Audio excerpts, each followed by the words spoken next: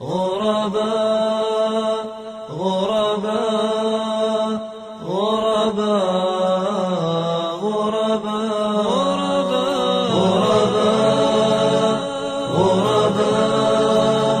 غرباء غرباء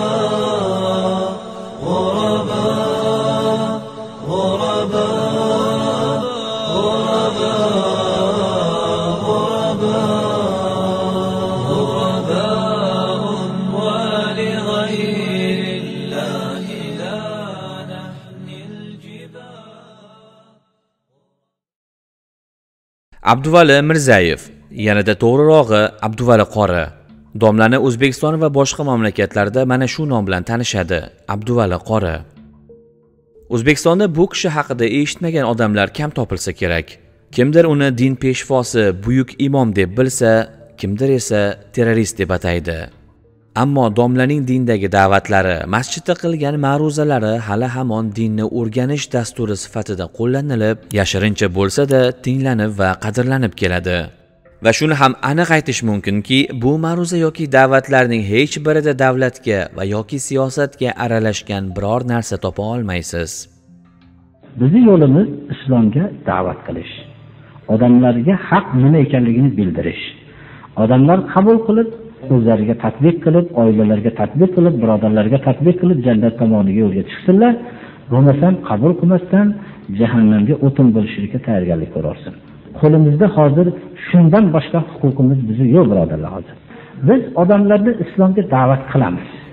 Xohlasa ham, xohlashmasa ham. Chunki biz ularni yaxshi ko'ramiz. Biz uni yaxshiligini bildik o'zimizda va oilamizda ko'rdik shu narsani. Ko'rganimizdan keyin ularga ham shu narsani ilinamiz. Xohlasin odamlar bizni maqtasin, xohlasin bizga ozor bersin.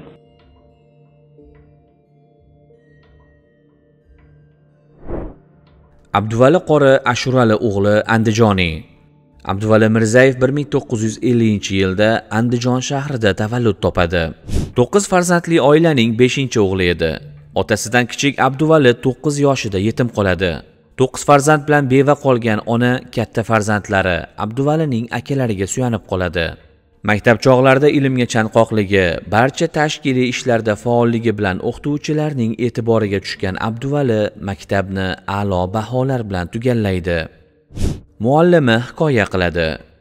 Bir voqea hech esimdan chiqmaydi. Maktabdan chiqqan Abduvali daraxt tagida o'tirib, uyga vazifani qilib o'tiribdi. Bilsam, uyga borishga ham sabri chidamay, o'sha yerni o'zidayoq qiziqib, uyga vazifani qilgan ekan. Yosh Abduvali rasm, haykaltaroshlikka qobiliyatli bo'lgan. Ukasi hikoya qiladi.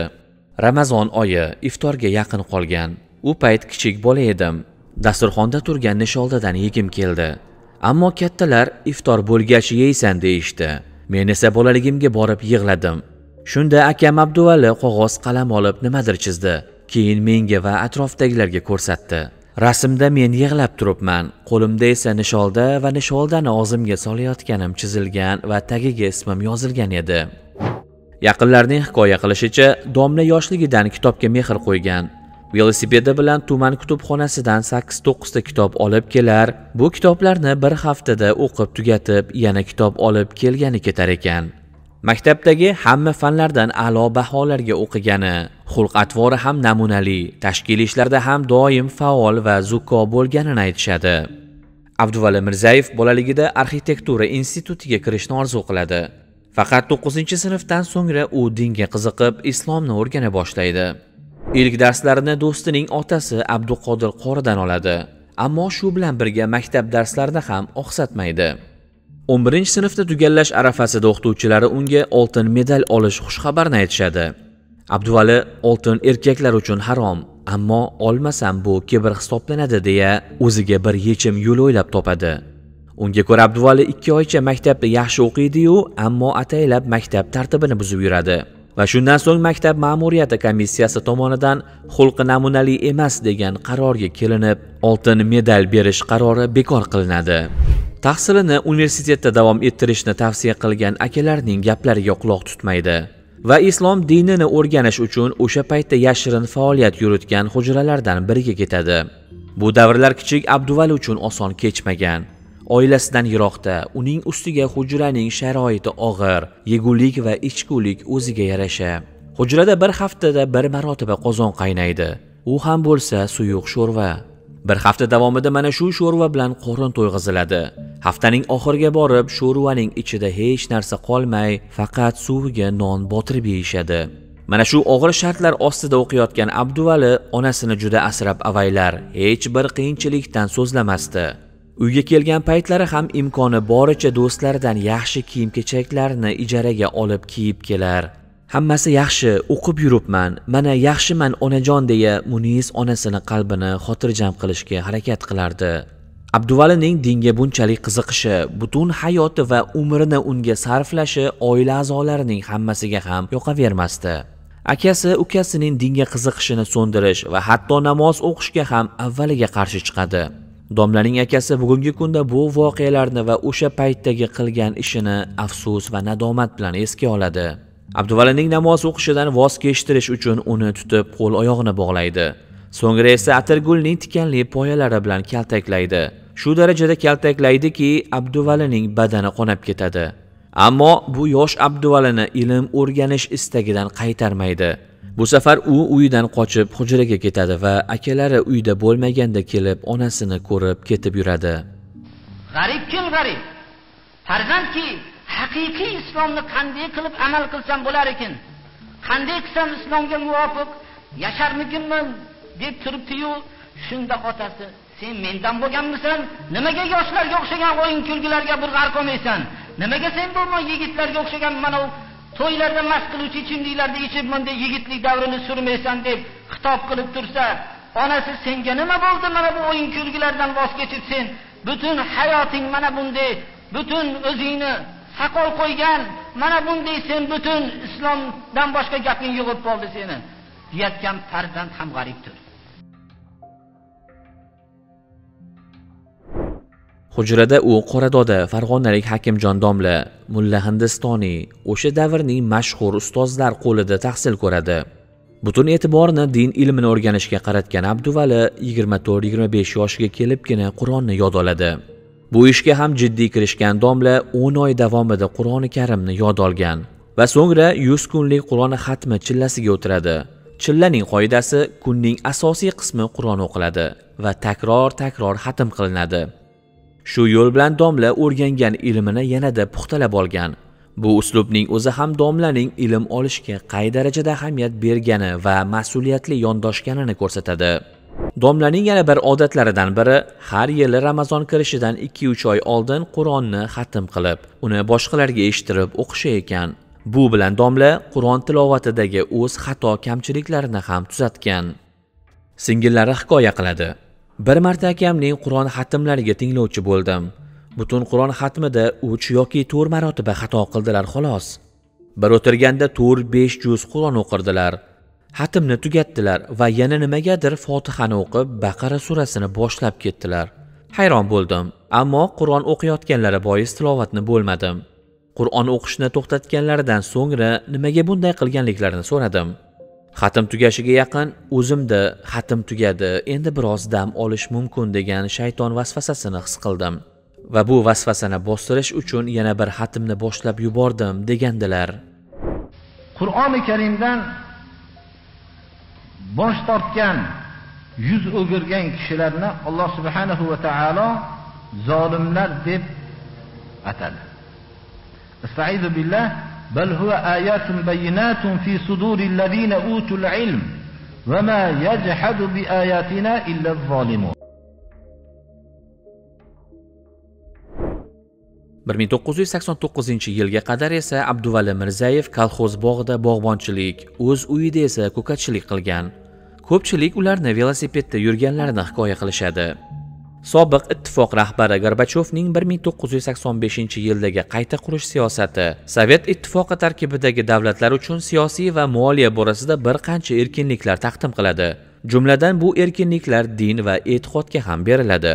Revolyutsiya davrida ko'pgina jome va masjidlar buzilgan, qolganlari esa choyxona, idora, klublarga aylantirilgan. Qayta qurish siyosatidan so'ngra 70 yil mobaynida dinga chanqoq qolgan xalq tashabbuskorlar kuchi bilan mana shu jome va masjidlar faoliyatini tiklay boshlaydi. Jome masjidi ham 200 yil avval qurilgan masjid edi, ammo Stalin davridagi Volodarskiy fabrikasining omborxonasiga aylantiriladi. 89 yilda bu masjid ham xalqning, jumladan Muhammadiy qori harakatlari bilan yana qayta tiklanadi. Muhammadiy qori Abduvali Mirzayevni yangi tiklangan masjidga imom sifatida taklif qiladi.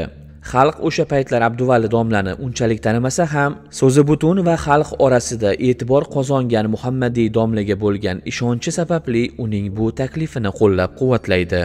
O'sha yillarda masjid imomlarini davlat emas, xalq tanlagan. Mana shu tarzda Abduvali domlaning imomlik faoliyati boshlanadi. Kichik masjidda imomlik qilayotgan Abduvali qorining xutbalarini eshitishga keluvchilar soni kundan kunga ortib borgan. Masjidga nafaqat butun O'zbekistondan, shuningdek qo'shni Tojikiston, O'sh va boshqa mamlakatlardan ham tinglovchilar oqib kelgan. Juma ma'ruzalari vaqtida jome hovlisi namozxonlarga to'lib ketardi. Undan tashqari dushanba din darslari ham tashkil qilingan. Va aynan o'sha yillarda O'zbekiston Diniy ishlar qo'mitasiga masjid va Abduvali domlani imom deb e'lon qilinishi uchun murojaatnoma yoziladi. Ammo diniy nazorat bu murojaatnomani bee'tibor qoldiradi.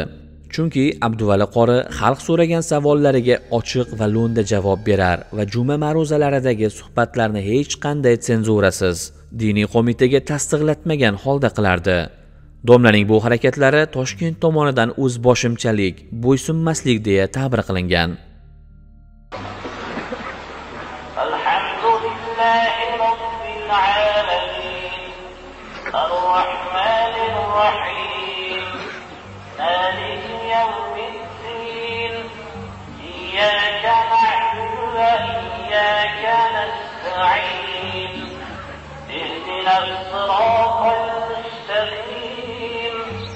صراط الذين أنعمت عليهم غير المغضوب عليهم ولا الضالين.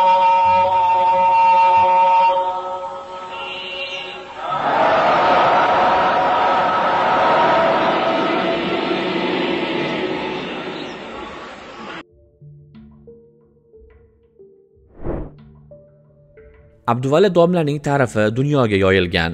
Hech bir oliy ta'lim maskanida ilm olmagan, o'zini yetishtirgan bu olim Rossiya, Hindiston, Saudiya Arabistoni olimlari tomonidan tan olingan.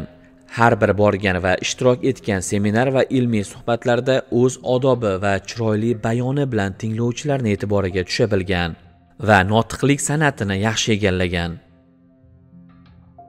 Nizomiddin markazidagi mutasaddi birodarlarim menga musulmon birodarlarimizdan biri buxorolik bir imom sizni ziyorat qilmoqchi deb mendan fursatimga qarab vaqtni tayin qilishimni so'rashdi.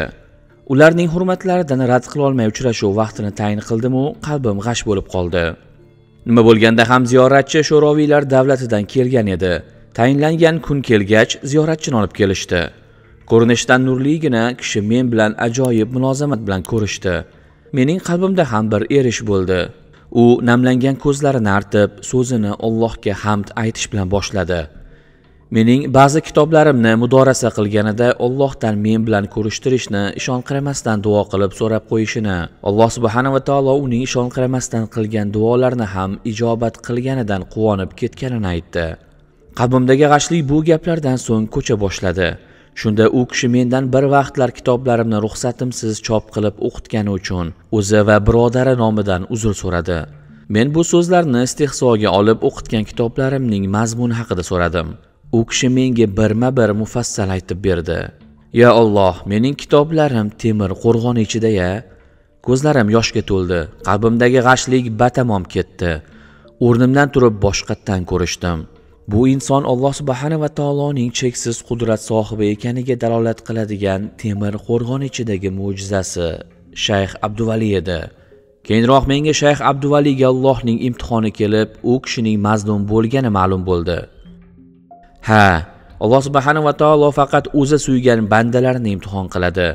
Qolaversa, Moron Nahr xalqlari azaldan ulamolari va asl farzandlarini o'z vaqtida qadrlamasdan zoya qilishlari ma'rufdir.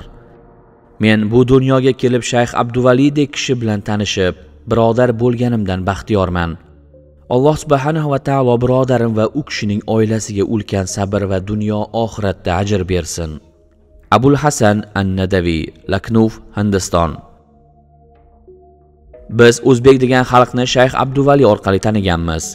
Qandaydir mal'unlar Alloh subhanahu va taoloning rahmatidan mahrum bo'lib, Shayx Abduvalini qadrlamagan bo'lsa, u kishi butun osmon ahli, qolaversa yerdagi solih kishilar nazdida g'oyat qadrlidir. Shayx Abduvalini yaqinlari zoya qilgan bo'lsa ham, u kishini olisdagilar hurmat va izzat bilan tilga oladi. Alloh subhanahu va taolo Yusuf alayhissalomga bergan imtihonni birodarim Shayx Abduvaliga berdi. Bu imtihon har kimga ham berilmaydi. Demak, Shayx Abduvalining xalqi hali u kishi oralarida yurishga loyiq emas ekan. Alloh subhanahu va taolo suygan bandasini suymagan qavm ichida bo'lishini xohlamaydi. Doktor Abdurrahman Safar al-Havali, Madina-i Munawvara. Buxoriy birodarlarim taklifiga ko'ra buyuk muhaddislar yurtiga safarga otlandim. Safar chog'ida barcha katta shaharlarda bo'ldim va musulmonlar bilan tanishdim. Andijonga juma kuni keldik va jome masjidida Shayx Abduvali bilan tanishdik. Hozir men o'sha safarning boshqa onlarini eslolmasam-da, Andijonda bo'lgan kunlarimni tiniq eslayman. Masjiddagi islomiy muhit meni zamoni saodatga qaytargandek bo'ldi. Boshqa biron joyda buncha ko'p yoshlarni ko'rmadim. Juma namozi tugagach, shayx o'z shogirdlari bilan uchrashtirdi. Ular shu darajada ko'p ediki, men odamlar ketmabdi deb o'ylabman. Oramizda tarjimonsiz qiziqarli, men uchun unutilmas ilmiy suhbat bo'ldi. Men Shayx Abduvali to'g'risida ko'p narsalar aytishim mumkin, lekin qisqa qilib aytsam, u kishi 70 yildan ziyod islomni payhon qilib hukm surgan xudosizlik davrida ulg'aygan avlod orasida Allohning madadi bilan tez fursatda o'z diyorida Qur'on va sunnatni tiriltirgan kishidir. Alloh subhanahu va taolo Mo'run Nahr xalqlariga Shayx Abduvalining qadriga yetishini nasib etsin. Doktor Abdulloh Al-G'unayman, Qasm, Saudiya Arabistoni. Moskva shahrida bo'ladigan Qur'on va sunnatdagi ilmiy dalolatlar mavzusiga bag'ishlangan anjumanda ishtirok etish uchun keldim. Tanaffus paytida Saudiy birodarlarim menga bir shayxni Mo'run Nahrdan deb tanishtirishdi. Hayolimdan tinglovchi sifatida ishtirok etayotgan bo'lsa kerak degan fikr o'tdi. Boshqa ishlar bilan bo'lib, u kishini bee'tibor qoldirdim. Tanaffusdan so'ng anjumanni olib boruvchi hozir shu mavzu bo'yicha muhozara uchun so'z muhtaram shayximiz Abduvaliga deb e'lon qildi. Bu menga notanish shayx kim ekan deb tursam, boyagina meni tanishtirishgan kishi minbar tomon qo'zg'aldi. U kishi ajib bir fasohat bilan sof arab tilida Qur'ondagi bir oyat haqida bahs yuritdi. Alloh pok va buyukdir. Hayratimni ifoda qila olmayman. Yonimdagi birodarimdan u kishi haqida so'radim. Ko'p iliq so'zlarni aytdi. Sabrsizlik bilan shayx so'zining tugatishini kutdim. Muhozarani nihoyalab o'rniga o'tirishi bilan odobga zid bo'lsa ham o'rnimdan turib oldiga borib o'tirdim. Ha, bu siz so'ragan ustoz Shayx Abduvali edi. Mening nazarimda Alloh Mo'run Nahr xalqlariga Imom Buxoriy, Imom Muslimlardan keyin ko'rsatgan buyuk in'omlaridan biri vallohu a'lam Shayx Abduvali bo'lsa kerak. Ey Robbimiz, biz Shayx Abduvalini sen uchun yaxshi ko'ramiz va u kishini sening omonatingga topshiramiz. Sen omonatlarga xilof qiluvchi emassan. Doktor Abdulmajid Zindoniy, San'o, Yaman Arab Jumhuriyati.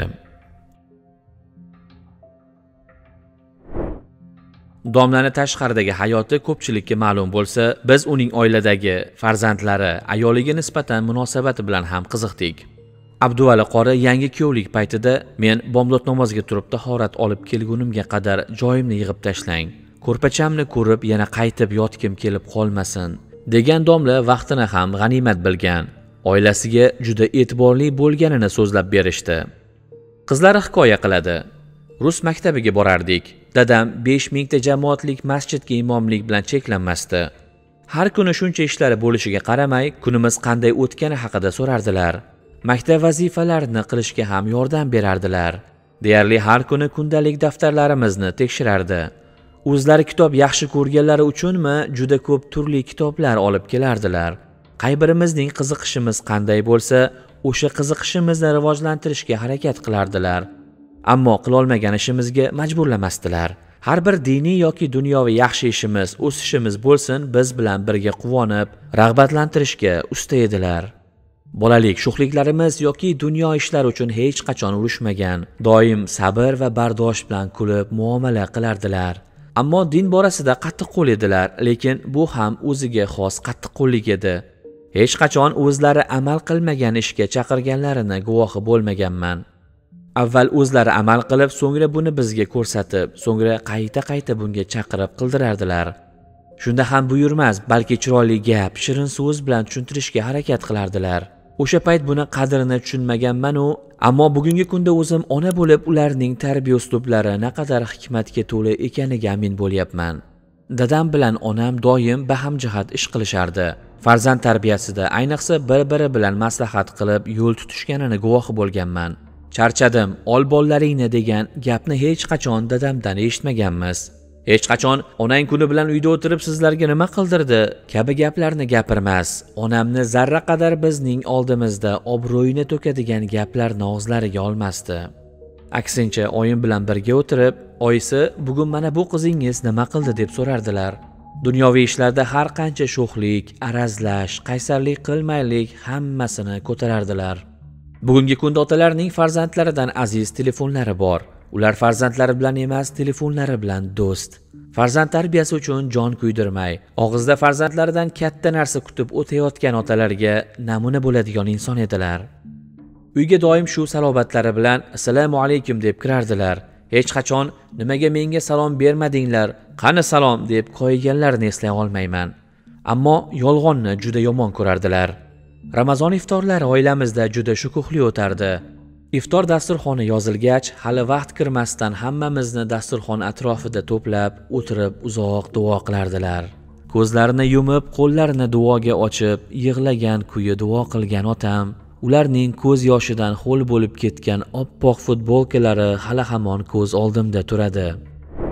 6 qiz va 1 o'g'ilning otasi bo'lgan qora aka farzandlarining nafaqat diniy, balki dunyoviy ilm olishiga ham qattiq ahamiyat bergan. Domla ayniqsa tilga katta ahamiyat bergan. O'zbek tilini mukammal va adabiy ravishda o'rganish bilan birga rus tili, arab tili va hatto tojik tilida ham fikrlarini chiroyli bayon qilgan. Moskvada bo'lib o'tgan diniy seminar va yig'ilishlarda toza ruscha va eski arabchada gapirish bilan mehmonlarni lol qoldirgan. Muxlis xotirasidan 2008-yillar bir turk oilaga tarjimon bo'lib ishlayman. Bu turk oilasi yangi O'zbekistonga kelgan, hali yurtimizning urf-odatlari, bozor o'charlarini yaxshi bilmaydi. O'zbekchani ham tushunmaydi. Oila bekasi bilan bozorga borish uchun chiqdik. Taksi to'xtatdik. Taksiga o'tirganimizda magnitofondan Abduvali qorining ma'ruzalari yangradi. Haydovchiga qaradim. Oppoq yaktak kiygan, boshida do'ppi va oppoq soqolli mo'ysafid. Bir tomondan jasoratiga lol qolib kelyapman. Turk ayol diqqat bilan ma'ruzaga quloq tutadi. Manzilga kelgach mashinadan tushdik. Ma'ruza qilayotgan kishining ismi nima? Qaysi radiodan beriladi deb so'radi turk ayol. Bu bir domla, u kishini radiodan qo'yishmaydi dedim. Juda chiroyli va yaxshi da'vat qilar ekan. Agar darslari bo'lsa, men o'sha darslarga borardim dedi. Men ayolga hayrat bilan qaradim. Axir siz o'zbekchani tushunmaysiz-ku dedim. Har bir gapini tushundim. Juda chiroyli gapirdi. Haqiqatan domla toza va sof o'zbek tilida har qanday shevalarsiz, har bir so'zni dona-dona qilib talaffuz qilar edilar. Shuningdek, farzandlarining barchasini rus va arab tillarini puxta bilishga da'vat qilgan va shunga sharoit qilib bergan. Shu bilan birga ularni hunar ham o'rganishga tashviq qilib, qizlar ko'chaga chiqib ishlamasa-da, uyda ishlab pul topa oladigan hunarlarni egallashiga sharoit qilib bergan. Qizlarining har bir hunar yoki ilm o'rganish ishtiyoqini har doim qo'llab-quvvatlab, ularga barcha kerakli sharoitlarni qilib berishga harakat qilgan ekan. Domlaning so'ziga ko'ra, ayol kishining ham o'z mulki bo'lishi kerak. Har bir qizi uchun tilla taqinchoqlar bilan birga tikish mashinasi ham olib qo'yganlarni hikoya qilishadi. Voqealarning 90-yillarda bo'layotganini e'tiborga olsak, domla farzandlarini zamon talablariga muvofiq ravishda tarbiyalaganini ko'rsatadi. Bu aslida ko'pchilik musulmonlar uchun ibratli o'rnak. Aksariyat hollarda qiz bolaning ishi faqat eriga xizmat qilishlik, qiz bola o'qimasa ham bo'laveradi degan fikrga amal va targ'ib qilishadi. Ammo domla qizlar va umuman farzand tarbiyasi borasida ham asl islomda tashviq qilingan yo'lni qo'llagani shubhasiz. Qizlari hikoya qiladi. Dadam uchun go'dakligimda ular menga rahim qilishganidek sen ham ularga rahim qilgin Robbim deya duo qilaman. Mana shu duoni qilayotganimda dadamning menga kasal paytlarimda qaraganlari, Qur'on yodlaganlari, duolar o'rgatganlari ko'z oldimda turadi. Biz oilada 6 qiz edik. Ammo dadam hech qachon bizning shuncha qizligimizdan na og'riganlar, na xafa bo'lganlar. Doim qalblaridagi mehr bilan bizni tarbiya qilib, sevib suyganlar. Bu ham bugungi erkaklarga qiz tug'ildi yana deya og'rinayotganlarga bir dars bo'lishi kerak. Shuning uchun har bir odam o'zining harakatida hikmat bilan harakat qilmoqligi kerakki, biror bir zo'ravonlik ko'chasiga o'tmasligi kerak. O'zining islomiy axloqini tuzatmoqligi kerak. Abduvali qorining hayot shiorlaridan biri islomda takalluf yo'q. To'y hashamlarga chaqirilgan domla ma'ruzani tugatar-tugatmas hech kimga bildirmay marosimni tark etganini hikoya qilishadi. Bu ham boshqalarni bezovta qilmaslik va luzumsiz takallufga yo'l ochmaslik istagi edi. Abduvali akani radikal islom izdoshlaridan deb hisoblovchilar ham uchraydi. Ammo uning hayoti buning aksini ko'rsatadi. Domla turli munozara, tortishuvli davralar yoqtirmagan va hatto sulh borasidagi davralarda ham imkoni boricha qatnashmaslikka harakat qilgan. Chunki sulh tuzish ham muzokara va tortishuvni talab qiladi. Domla haqida har xil gaplar yuradi. Vahobiy terrorist. Ammo videomiz boshida aytib o'tganimizdek, biror ma'ruza yoki xos suhbatlarda bo'lsin, dunyo yoki siyosat borasida gapirmagan. Uning asosiy maqsadi va o'rgatgan ilmi asl islom bo'lgan. Namangan voqealari ham domlaning radikal va hokimiyatga intilishdan yiroq bo'lganini ko'rsatadi.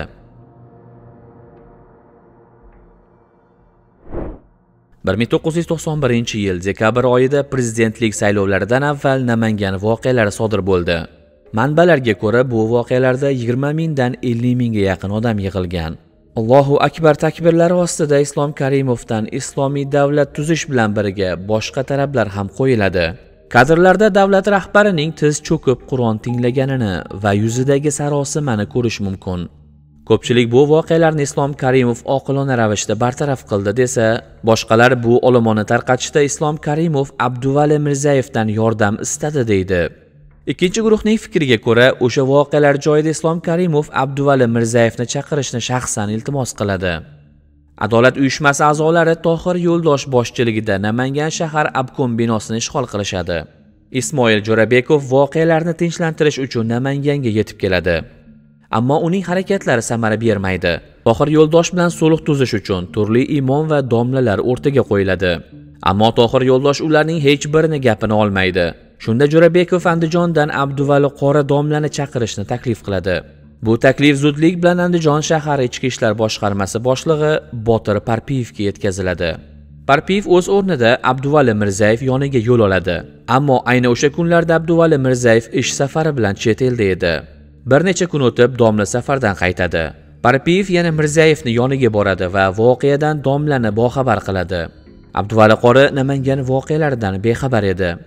Domla bu voqealarga aralashishga darrov rozi bo'lmagan. Ammo Parpiyev bilan suhbatdan so'ngra, agar mening borishim bilan bu to'polonlar tinchiydigan bo'lsa, borganim bo'lsin, deya Namanganga yo'l oladi. Namanganga yetib kelgan Abduvali domla bilan suhbat uchun Tohir Yo'ldoshni masjidga, majlisga chaqirishadi. Va hech kimning gapiga quloq tutmagan Tohir Yo'ldoshga Abduvali Mirzayev murojaat qilib, xalqni tarqalishiga va obkom binosini bo'shatishga chaqiradi. Tohir Yo'ldosh domlaning bu chaqirig'iga darrov amal qilmaydi.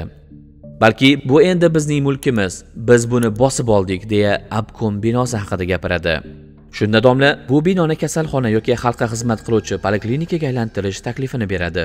Shundan keyingina Tohir Yo'ldosh boshchiligidagi olomon tarqaydi. Bu voqealar aslida Karimovning foydasiga ishlagandi. Mana shu voqealardan keyin u siyosiy sathda o'z o'rniga ega bo'lgan va xalq bilan murosa qila oladigan, jiddiy vaziyatlarda o'zini yo'qotmay harakat qila oladigan siyosatchi sifatida tanildi. Karimovning Abduvali qoriga nisbatan adovati aynan mana shu voqeadan so'ngra olovlandi deydi ko'pchilik. Chunki bu voqea Abduvali Mirzayevning olomonga ta'sir kuchini ko'rsatkichi edi. Aytishlariga qaraganda, Namangan voqealari Karimovning yuragida katta iz qoldirgan va aynan mana shu ta'sir sabab Karimov Abduvali Mirzayevni o'ziga katta raqib deb ko'rgan. Siyosatchilarning gapiga ko'ra, Namangan voqealari bir ma'noda Karimovning keyingi boshqaruv tizimi, ichki va tashqi siyosatini belgilab berdi. Unda mamlakat rahbari din va musulmonlarga qarshi toqatsizligini ochiqchasiga ko'rish mumkin. 70 yillik dinsizlikdan so'ngra 30 yillik din va musulmonlardan qo'rquv urug'i sepildi. Ularning har ikkisi ham ayni davrning odamlari edi. Har ikkisi ham o'z mafkurasi yo'lida harakat qildi. Faqat Karimovdan farqli o'laroq Abduvali Mirzayev o'z qo'lidagi kuchdan foydalanmadi.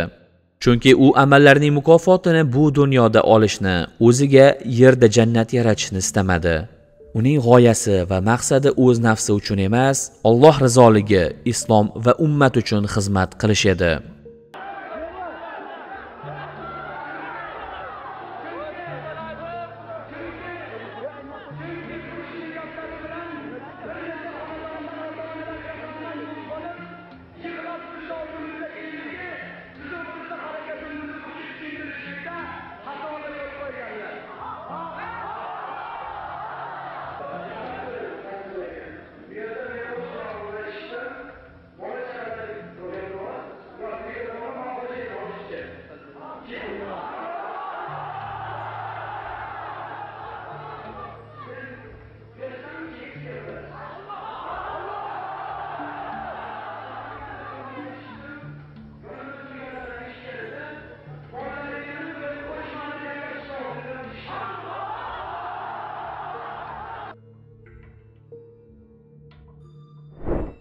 Bir 1994-yil 19-noyabrdan 20-noyabrga o'tar kechasi Abduvali domlaning uyida qattiq yong'in chiqadi.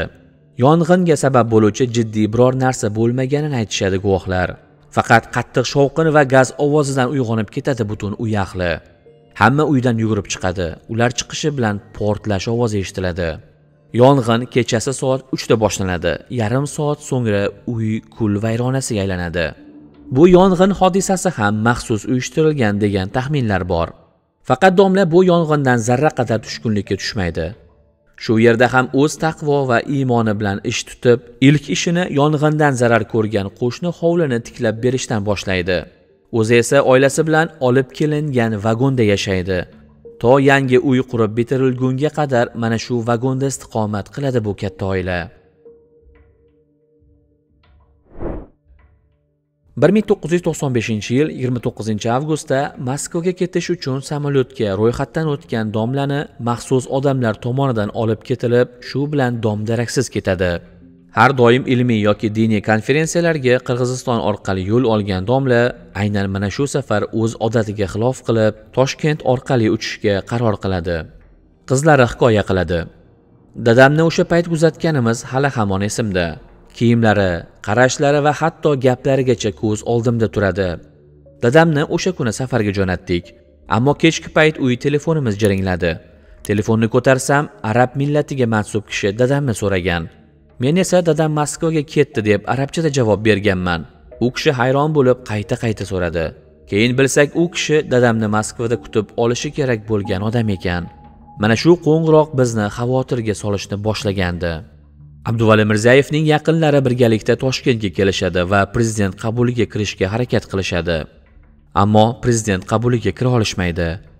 Abduvali Mirzayev va unga doir har qanday ma'lumot olish harakatlariga esa bizda emas, biz bilmaymiz degan javobdan bo'lak hech narsaga erisha olmagan.